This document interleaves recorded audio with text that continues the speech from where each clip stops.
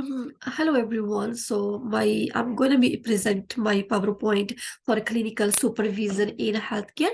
My name is Harpreet Kaur, and I'm going to be start with overview of my PowerPoint.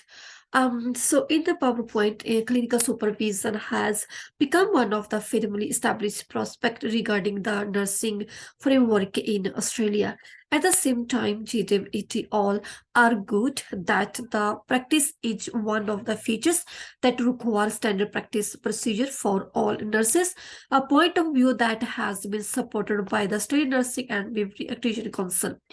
According to Collide et al., so one of the emerging dominant theoretical framework is Protect 3 function-based model, which is considered highly interactive. Clinical supervision is believed to be involved and includes the three roles in the model, which comprise formative, restorative, and normative. According to Basu et al., the formative aspect emphasizes skills development, while the vital parts focus on and promote individual well-being.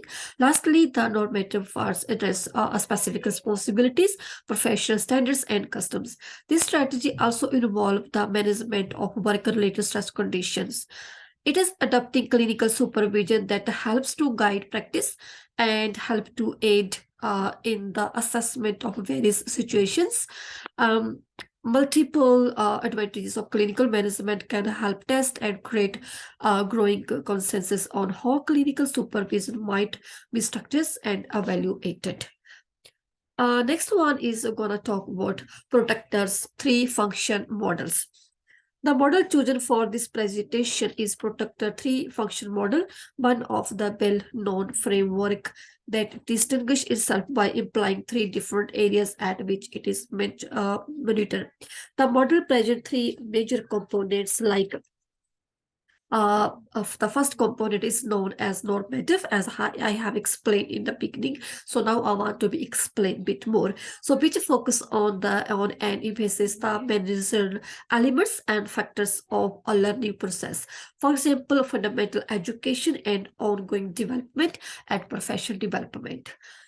The second component in the model is the formative mentioned by Hamdi, which is majorly concerned with adopting certain kinds of information and the abilities related to professional growth while employing self-reflection to increase self-awareness. This strategy helps the practitioner to be able to reflect more upon their own work. The third component in the model is restorative, which helps concentrate on support and prevent burnout by improving stress management. Supervision of peer groups, direct supervision by having one-on-one supervision, one-on-one conversation, or both strategy might be implicated in the supervision process. So now a little what to just justify how the clinical supervision model works. So why I have chosen this model only compared to other different models. This model is chosen for clinical supervision as it is thought to clearly explain different components of a comprehensive clinical supervision plan, along with providing each part equal weight to ensure practitioner consider their welfare and individual growth professionally. This model helps people by providing them with another channel for giving them managerial feedback procedure that gives them a chance to show their point of view on the abilities that they should work upon and develop their work efficiency. This model also provides a robust framework that helps to create adequate clinical supervision. So lastly, I want to talk about some legal and ethical principles, and that is very important to maintain the privacy and the confidentiality of the supervisors and supervisors.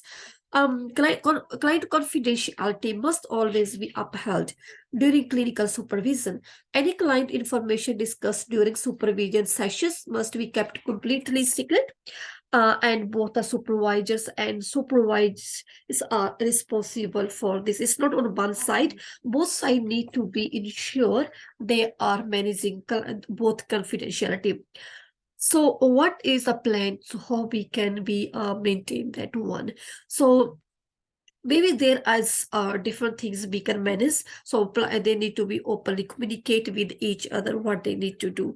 So next one I want to be talk about legal. So what's legally we can be maintained? So limits and double connections. So managers should keep up with the proper limits and stay away from double sessions with supervisors. So double connections happen when manager plays various parts with the supervisors, or maybe it is example of being a boss and a relative or a dear companion. These connections can think twice about proficient judgment and nature of oversight. So then managers always need to make sure when they someone supervising others, they need to maintain their job responsibilities as well. So what's the plan to address for this to integrate limits and keep away from double connections? Managers ought to lay out clear jobs and assumptions all along. They ought to guarantee that the administrative relationship stays zero connection each other and in on a proficient turn of events, and maybe participating in private or non-proficient exercise with supervisor outside the or the oversight thing. So that should be important for that one. So what's the plan how to maintain everything's like that?